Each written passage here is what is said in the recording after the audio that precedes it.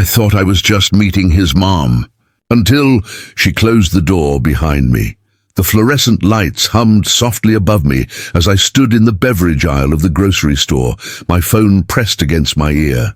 Outside, the afternoon sun cast long shadows across the parking lot, but inside everything felt cool and still. "Just pick up some wine," Marcus said on the other end. "Nothing fancy. My mom's pretty easygoing." I shifted my weight from one foot to the other, scanning the rows of bottles in front of me. Red wine, white wine, rosé. The choices seemed endless and suddenly impossibly important. "What does she like?" I asked, trying to keep the nervousness out of my voice. "She's not picky, Sarah, really. Just grab whatever looks good to you." Easy for him to say.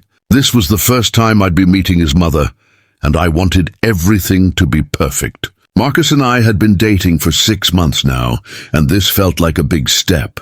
A real step. The kind that said we were serious about each other. I ended the call and turned my attention back to the wine selection. That's when I noticed them. 2 women standing a few feet away, both watching me with gentle smiles. One had blonde hair that fell in soft waves to her shoulders. The other had long, straight black hair that gleamed under the store lights. They wore matching white tank tops and had an air of quiet confidence about them. The blonde woman stepped closer. "First time meeting the parents?" she asked, her voice warm and knowing. I felt my cheeks flush. "That obvious?" "We've all been there," the dark-haired woman said, joining her friend. "The wine aisle panic is pretty universal." I laughed, feeling some of the tension leave my shoulders. "I just want to make a good impression. His mom is apparently very important to him." "That's sweet," the blonde said. She reached past me and selected a bottle of Pinot Noir. "This one's always a safe choice. Not too bold, not too light. It says you put thought into it without trying too hard." "Perfect," I said, taking the bottle gratefully. "Thank you so much. Good luck," the dark-haired woman said. Both women gave me encouraging smiles before walking away, their shopping cart rolling smoothly across the polished floor. I paid for the wine and drove to Marcus's mother's house, my GPS guiding me through tree-lined streets to a quiet neighborhood. The house was a charming 2-story with a blue front door and flower boxes beneath the windows. I parked on the street, took a deep breath and grabbed the wine bottle. Marcus opened the door before I could knock. "You made it," he said, pulling me into a quick hug. "Come on in. Mom's in the kitchen." I followed him inside, taking in the cozy living room with its comfortable furniture and family photos on the walls. The smell of something delicious cooking drifted from the kitchen, making my stomach rumble quietly. "Mom!" Marcus called out. "Sarah's here." I walked into the kitchen, my practiced smile ready, the wine bottle held out in front of me like an offering, and then I froze, standing by the stove, wearing an apron over casual clothes, were the 2 women from the grocery store, the blonde and the dark-haired woman who had helped me choose the wine.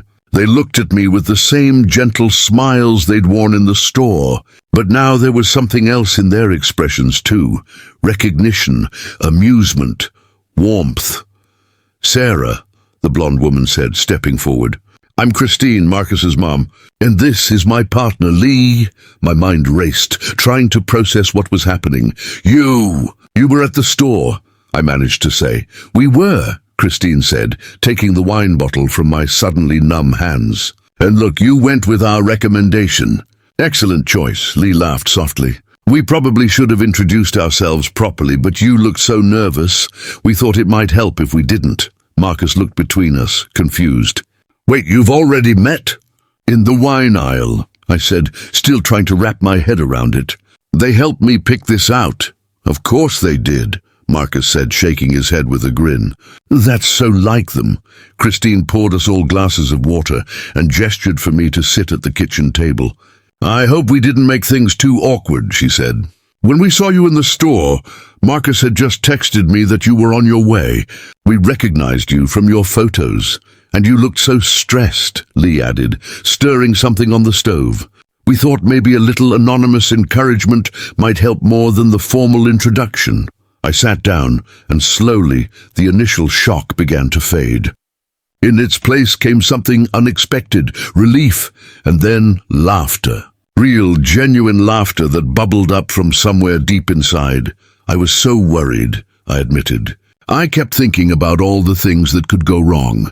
What if I said something stupid? What if you didn't like me? What if I brought the wrong wine? And instead, we helped you pick the wine before you even knew who we were, Christine said, sitting across from me.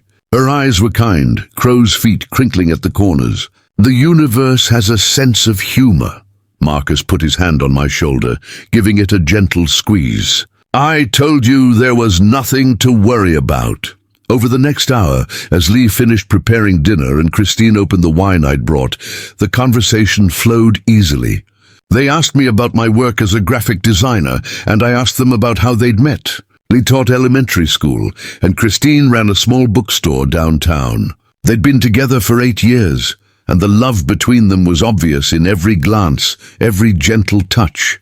You know what I realized? I said as we sat down to eat. I was so focused on being perfect that I forgot to just be myself. And you both saw that.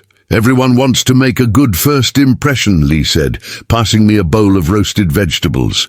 But the best impressions are the honest ones. Christine raised her glass. To honest impressions. And to second first impressions. We all clinked glasses, and I felt something settle inside me. A sense of belonging. Of being accepted not for some polished version of myself, but for exactly who I was. Nervous habits, wine aisle panic and all.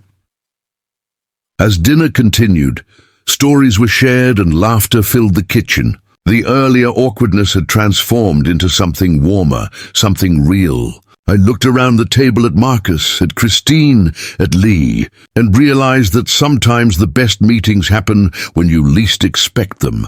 Sometimes they happen in grocery store aisles, between strangers who won't be strangers for long.